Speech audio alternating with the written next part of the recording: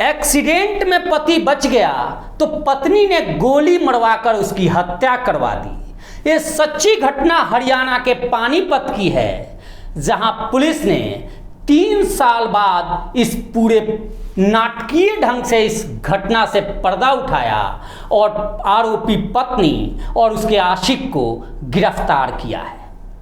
कहते हैं कि इश्क और मुश्क जितना भी छुपा लो छुपता नहीं है और एक दिन सबके सामने आता ज़रूर है।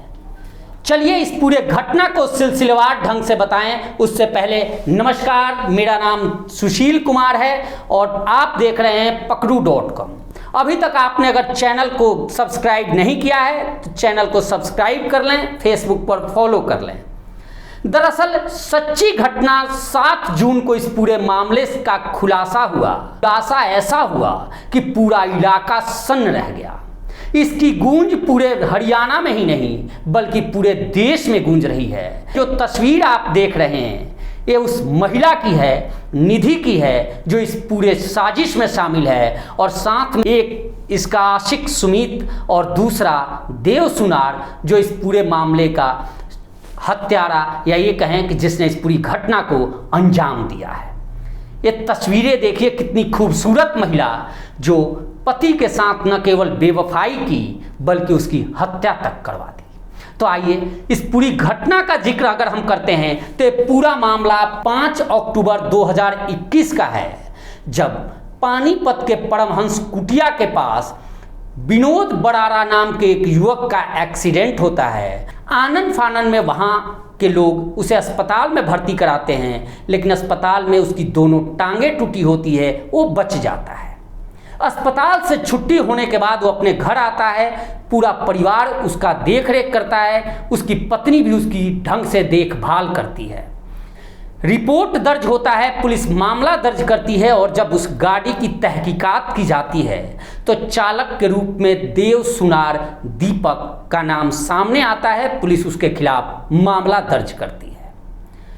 15 दिन बाद वही देव सुनार उस विनोद बरारा के घर आता है, वहां आकर समझौते का दबाव डालता है और जब समझौता नहीं होता तो फिर वो धमकी देकर वहां से चला जाता है। ठीक 1 महीने बाद यानी 15 दिसंबर को एक घटना घटती है और वही देव सुनार उस विनोद बरारा के घर आता है और उस वक्त उसकी पत्नी निधि भी वहाँ मौजूद होती है।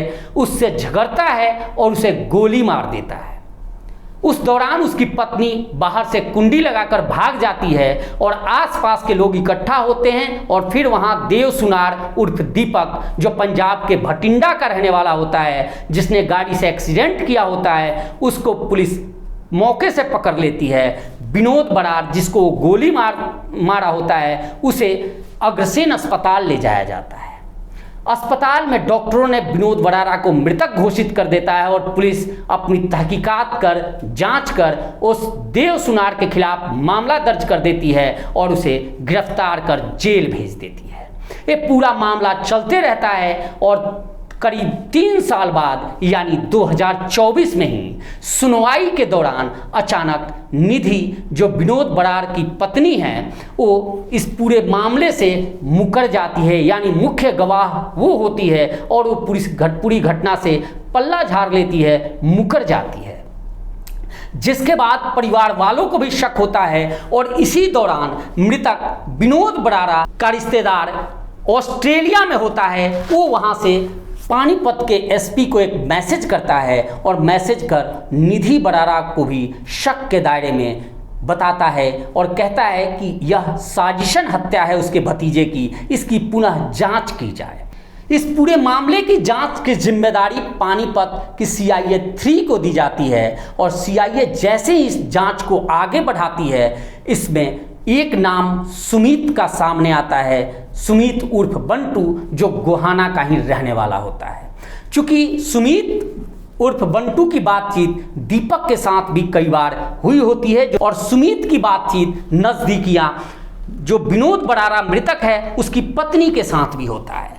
पुलिस को शक होता है और पुलिस उस सुमित उर्फ बंटू को हिरासत में लेती है और उसे पूछताछ करती है। शुरुआती पूछताछ में वो इस बात को नकारता है, लेकिन पुलिस जैसे ही सख्ती के साथ पूछताछ करती है, वो जब सच्चाई जो बता रहा है उस सच्चाई के मुताबिक सुमित एक जिम ट्रेनर था और उस जिम में निधि बरारा जो विनोद बरारा की पत्नी थी वो भी उस जिम में आती थी। इन दोनों की उस दौरान दोस्ती हो गई थी और फिर इनका अफेयर भी हो गया था। हालांकि इस पूरी बात की जानकारी विनोद बरारा को भी लग गई थी और जिसके बाद वो अपनी पत्नी से प्रायः लड़ता झगड़ता था।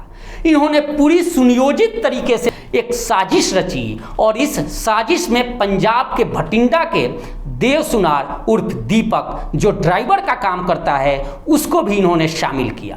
10 लाख में यह सौदा होता है और पूरी सुनियोजित तरीके से कि किस तरह से इस घटना को अंजाम देना है ये अंजाम देते हैं और बाद में कैसे निधि प्रॉमिस करती है कि वो मुकर जाएगी, जिसके बाद वो केस से बरी हो जाएगा। इस पूरी साजिश के तहत पूरा मामला रचा जाता है। 7 जून 2024 इसी महीने इसी साल पुलिस इन दोनों को दबोच लेती है।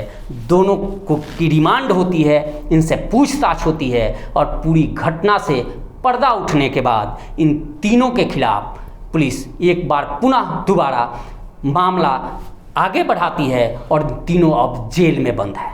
लेकिन देखिए यह घटना पूरे देश में सनसनी की तरह फैली हुई है कि आखिर किस तरह से एक पत्नी ने अपने आशिक के साथ मिलकर अपने पति की न केवल मौत की साजिश रची बल्कि मुख्य गवाह भी बनी हुई थी। आपको ये वीडियो कैसी लगी कमेंट कर जरूर बताइए और चैनल को लाइक और सब्सक्राइब जरूर कीजिए।